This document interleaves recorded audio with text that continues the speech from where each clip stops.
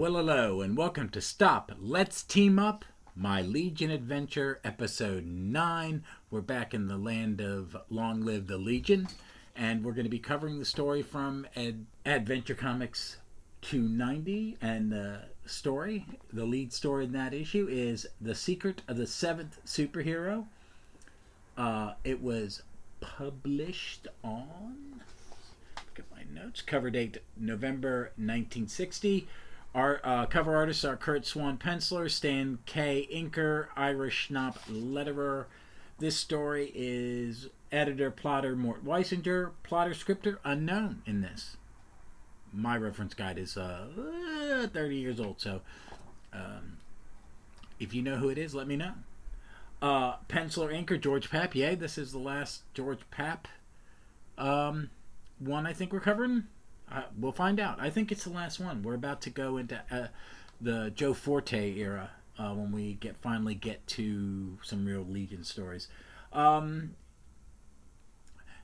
roll call of the Legion is Cosmic Boy, Saturn Girl, Lightning Lad, Sun Boy, Phantom Girl, Brainiac 5, and Chameleon Boy.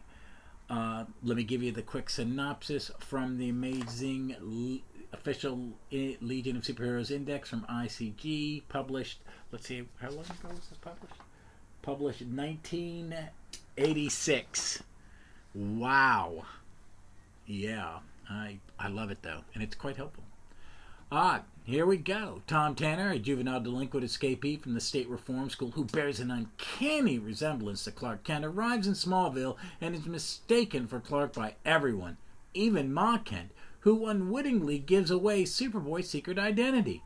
Tanner decides that he likes his new life as Clark and intends to remain in his place. Meanwhile, outside Smallville, Superboy meets with Sunboy, the newest member of the Legion of Superheroes, who has arrived from the future. He explains that he is in the 20th century to gather and return to a secret vault the 6 pieces of a superweapon once dismantled and buried in Superboy's time by the Legion. However, once the Boy of Steel gathers the pieces, Sunboy, actually a villainous imposter, assembles them into a robot which emits a ray that can change good people into evil, and vice versa. He then sends the robot after Clark Kent. Shortly thereafter, Superboy appears and begins an evil rampage until such time as the bogus Sunboy's guard is down. He then destroys the robot and takes the villain back to the future, where he explains to the Legion that the imposter had given himself away by not giving the official Legion handshake. The Clark Kent affected by the robot's ray was Tom Tanner, who as a result is reformed and loses his knowledge of Superboy's secret identity. Alright folks, I've read this one a lot.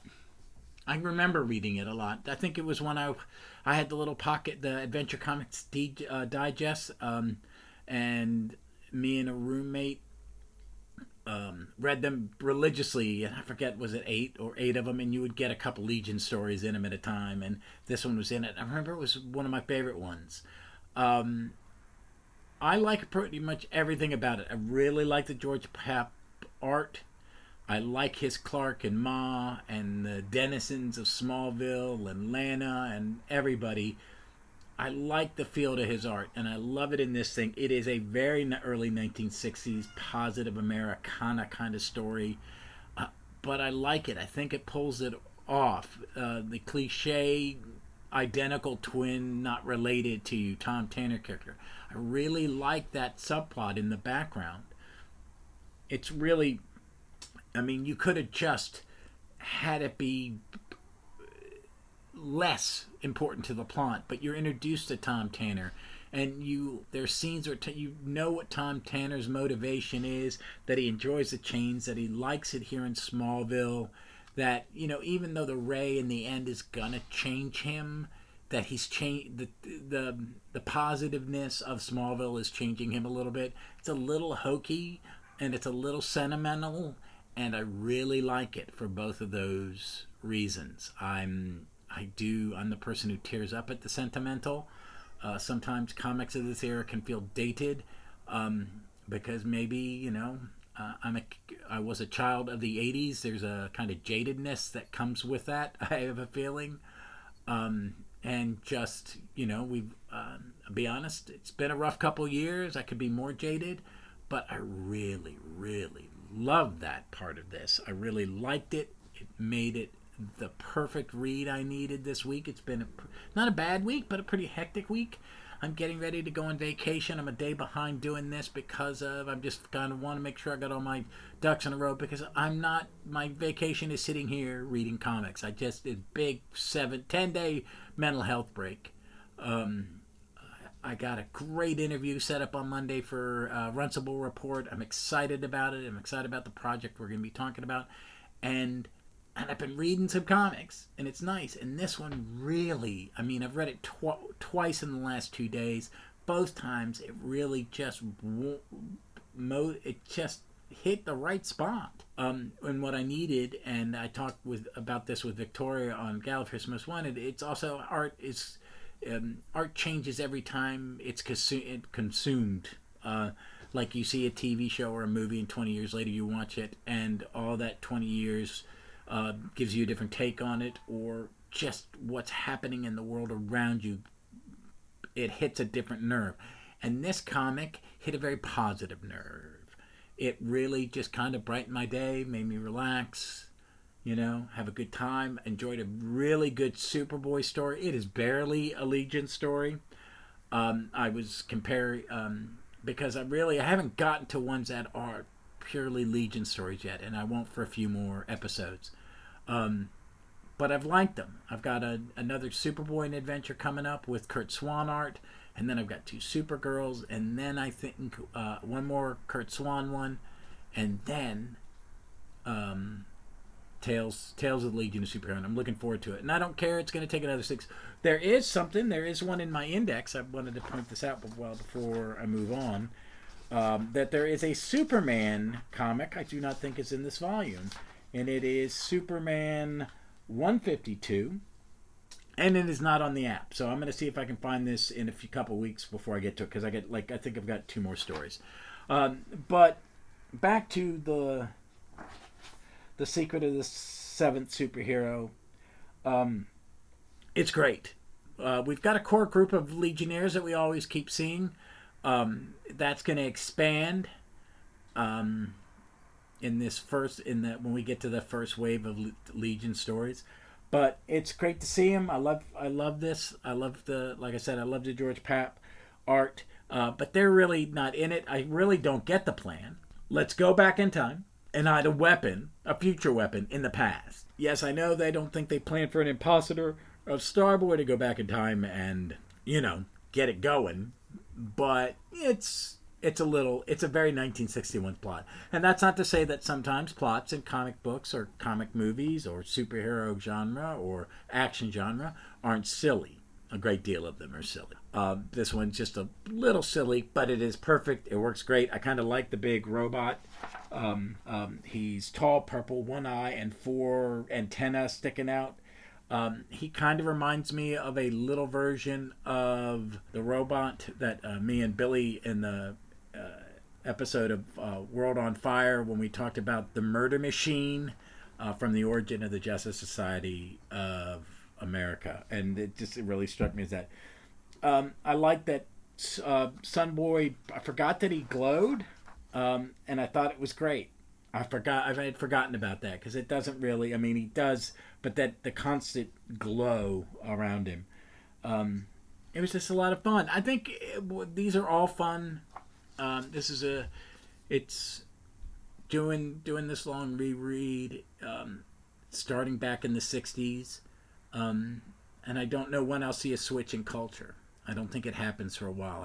There's a it won't be this is very, to me, really 50s rolling over into the 60s. I think it stays a certain way into the 70s, and then it switches maybe with Cockrum, his redesigns, and Carrie Bates, and then others writing, and even the first run of Levitz and stuff like that. It's not more mature. It's just teenagers are more like real teenagers and not these perfect idealized version of them, which isn't a problem. It's just a culture. I think it's just a shift in a cultural shift in the way they're going to tell the stories.